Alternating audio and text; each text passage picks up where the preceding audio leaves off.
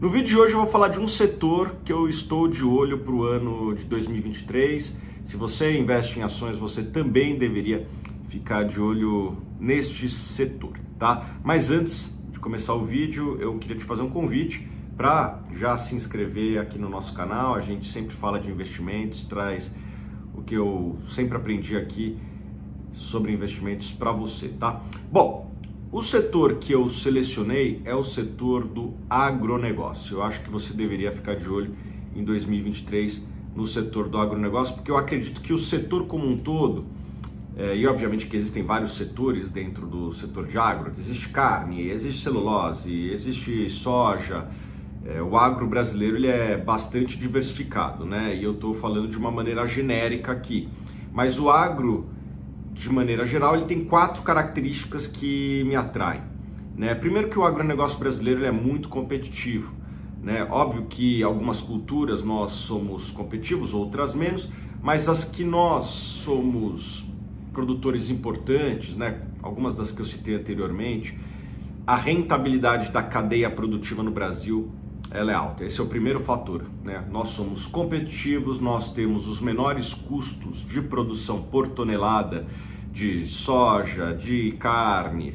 né? E quando eu digo carne, é bovino, é frango. A indústria de porco também no Brasil, ela poderia ser mais pujante se não fossem as barreiras sanitárias, mas nós somos competitivos, né? A própria celulose é a mesma coisa. Então, a rentabilidade, né, do agronegócio no Brasil, nas cadeias que nós somos líderes, nós somos bastante competitivos e por conta disso a rentabilidade, né, as nossas margens, a rentabilidade sobre o capital investido tende a ser maior do que outros países, né? O segundo fator é o crescimento do agronegócio, né? O agronegócio brasileiro ele tem uma característica de ser voltado muito para a exportação, né? Então, nós não estamos tão ligados às dinâmicas da economia do Brasil, que nos últimos 10 anos tem sofrido, né? O PIB no Brasil tem tido dificuldade de crescer. Agora, na hora que você analisa a cadeia da soja, por exemplo, a soja nos últimos 10 anos deve ter crescido por volta de 5, 6% ao ano a produção brasileira. E você fala, pô, como que a soja consegue crescer 5, 6% e o PIB brasileiro fica estável, né? Para quem que vendeu essa soja toda?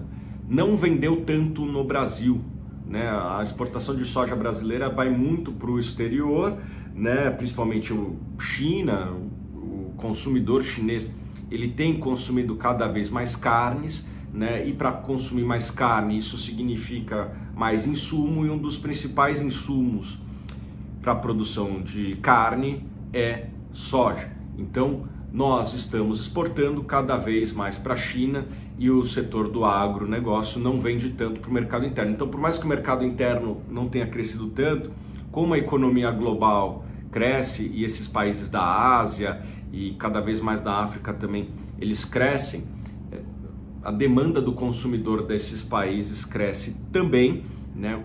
Demanda de carnes, e um dos principais insumos são os grãos que nós produzimos aqui no Brasil. Então, o Brasil é competitivo, cresce, e eu falei aqui en passant, mas eu vou explorar um pouco mais a questão do risco. Hoje o Brasil ele é considerado um país arriscado, né? Não é segredo para ninguém, basta você ver a volatilidade que existe na Bolsa Brasileira, é muito maior que a volatilidade que tem lá fora. Os prêmios de risco do Brasil são maiores que a maior parte dos países do mundo, né? O Brasil é um país arriscado. E essas empresas do agronegócio, elas vendem para países até menos arriscados do que nós. Então, se o nosso cliente ele tem baixo risco, a tendência é que essa cadeia produtiva também tem um risco menor, né? Então, o setor do agronegócio eu diria que tem um risco menor do que outros setores voltados para a economia interna do Brasil, como varejo, construção, etc. Então, o risco do agronegócio, na média, eu diria que é menor.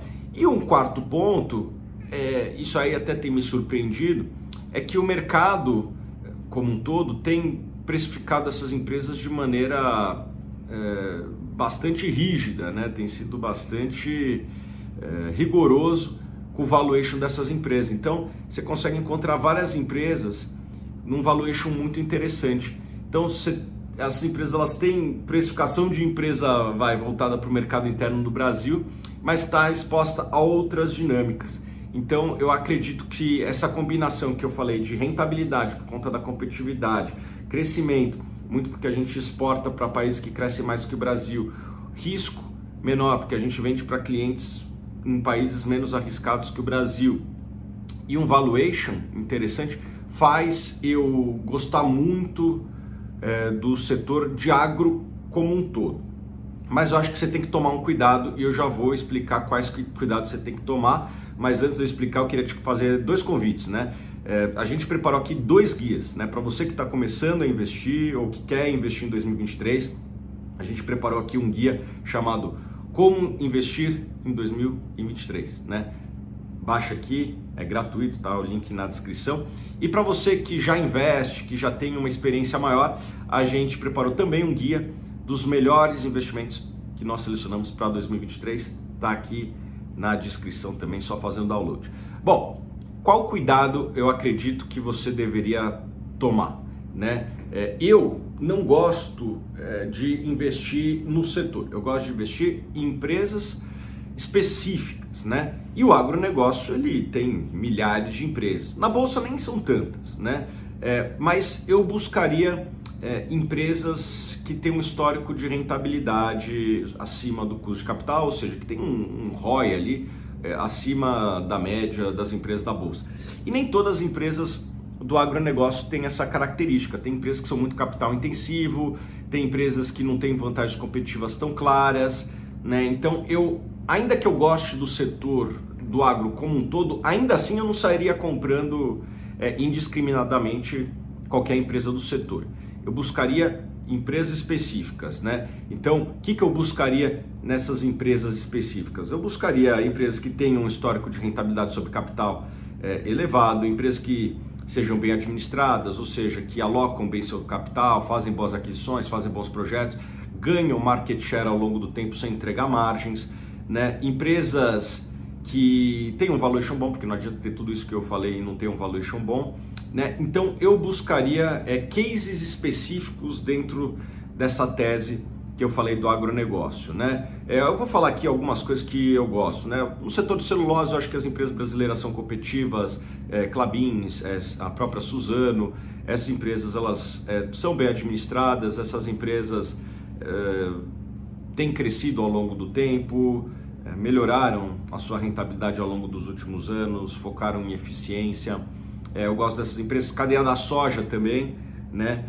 Apesar de eu não gostar de todas as empresas da cadeia da soja, eu gosto de algumas empresas que têm essas características que eu falei de crescimento com rentabilidade, Boa Safra, Três Tentos, a própria Brasil Agro é um case interessante, né? Apesar de cada uma das empresas ser totalmente diferente uma da outra, né? Depois vocês entram no site de RI, dão uma fuçada ali, né? São empresas que criaram valor ao longo do tempo, né?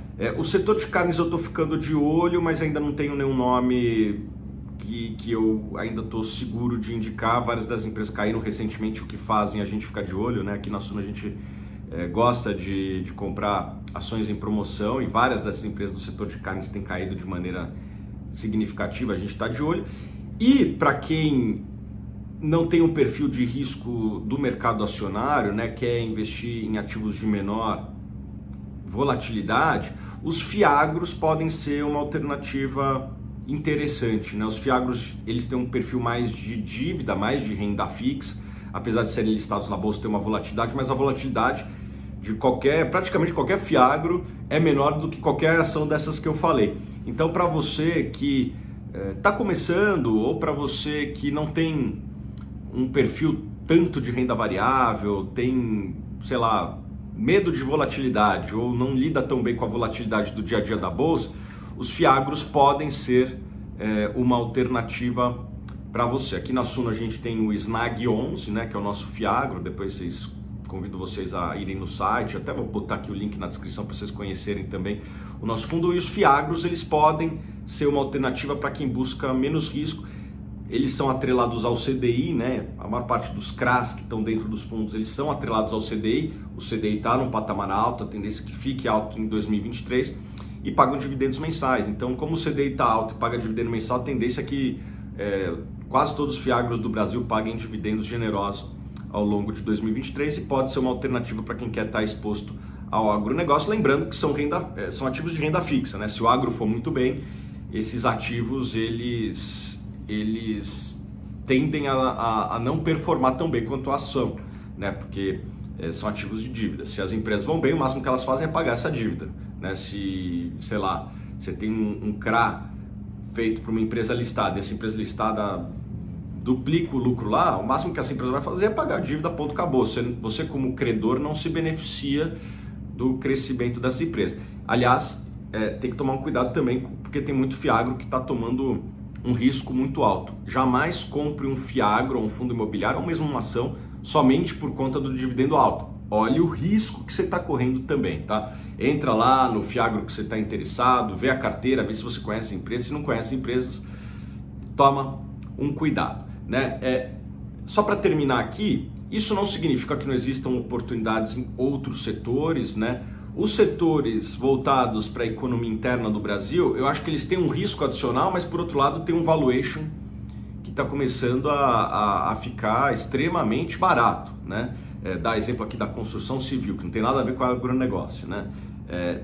De fato, tem um risco muito grande na construção civil, juros subindo, eu acho que pode ter um aumento de desemprego, a atividade econômica está embicando para baixo. Provavelmente as empresas de construção elas são mais arriscadas do que várias outras empresas. Por outro lado, o valuation dessa empresa está assim na lona, está nos menores múltiplos da última década, assim, está muito barato. Se tiver uma luz, né, se o tempo não ficar nublado como está assim, para a economia brasileira começar a abrir um pouquinho o tempo, essas empresas vão subir muito, porque o valuation delas está muito descontado. Por outro lado, tem riscos muito altos. Eu tentei encontrar aqui um setor que combine rentabilidade, crescimento, risco baixo e um valuation bom, né?